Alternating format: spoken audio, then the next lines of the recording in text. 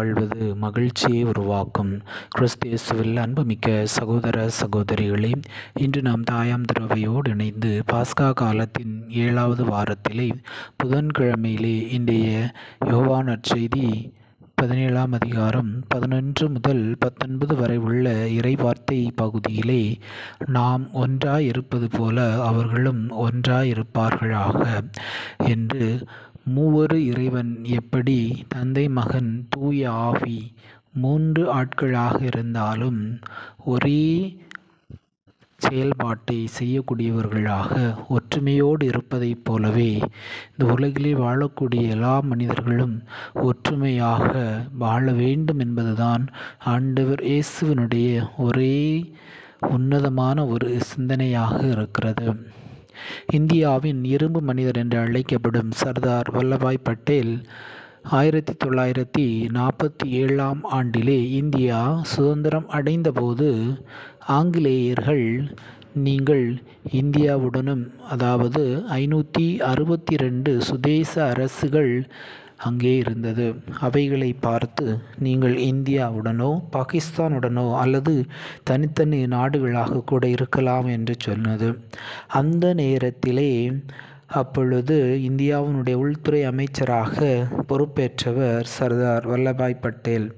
அவர் அன்பு மற்றும் ராஜதந்திரத்தை பயன்படுத்தி அந்த மன்னர்களிடம் நீங்கள் மீண்டும் தனியாக இருந்தீர்கள் என்று சொன்னால் அடிமையாகக்கூடிய சூழல் ஏற்படும். எனவே மீண்டும் நீங்கள் நாம் ஒன்றாக இணைந்து இருக்கிற பொழுதுதான் ஆங்கிலேயர்களுக்கு அடிமையாகாமல் இருக்கலாம் என்று கூறி அவர்களை ஒன்றாக இணைத்தார். அது மட்டும் இல்லாமல் இந்த மன்னர்களுக்கு ஒரு சில பரிசு பொருட்களையும் கொடுத்து அவர்களை கௌரவப்படுத்தி மீண்டும் இந்தியாவோடு இணைய செய்து ஒற்றுமையை உருவாக்கினார். இதில் குறிப்பாக ஜூனகத் மற்றும் ஹைதராபாத் போன்ற நாடுகள் இந்தியாவுடன் இணைய மாட்டேன் என்று சொன்ன அந்த நேரத்திலே அவர் இராணுவ படைகளை வைத்து அவர்களை மீண்டும் இணைய வைத்தார். இவ்வாறு இவர் செய்த இந்த ஒற்றுமைக்காக குஜராத்திலே இவருக்காக ஒரு மிகப்பெரிய சிலையானது உருவாக்கப்பட்டிருக்கிறது.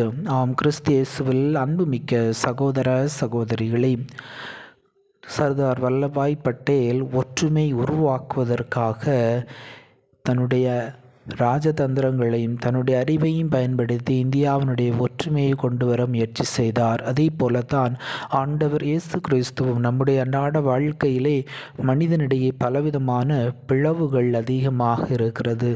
ஜாதியின் பெயரிலே பிளவுகள், மொழியின் பெயரிலே பிளவுகள், இனத்தின் பெயரிலே பிளவுகள், இன்னும்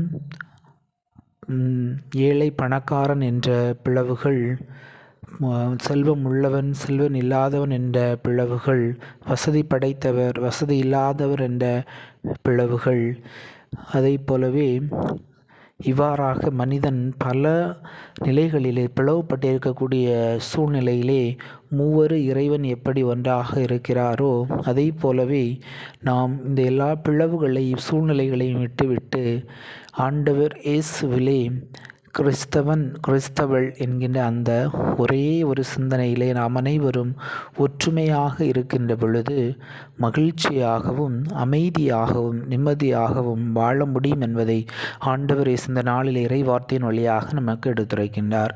எனவே கிறிஸ்து இயேசுவில் அன்புமிக்க சகோதர சகோதரிகளே, நாளைக்கு 10ஆம் வகுப்பு படிக்கக்கூடிய மாணவிகளுக்கான இறுதி பொதுத் தேர்வு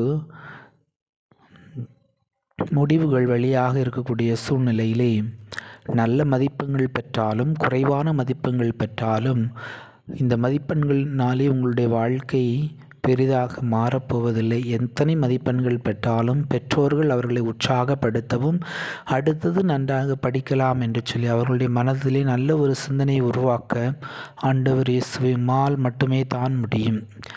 எனவே இந்த நாளிலே பெற்றோர்கள் பிள்ளைகளுக்கு நல்ல உற்சாகப்படுத்தி, தயவு செய்து எந்த ஒரு பெற்றோரும் தன்னுடைய பிள்ளை மார்க் குறைவாக எடுத்திருக்கிறார் என்று சொல்லி அதிகமாக திட்டி அவர்களை தற்கொலை சூழ்நிலைக்கு உருவாக்கி விடாமல் உங்களுடைய பிள்ளைகளை ஒற்றுமையிலே உங்களுடைய அன்பினாலே அவர்களை அரவணைக்க வேண்டும் என்று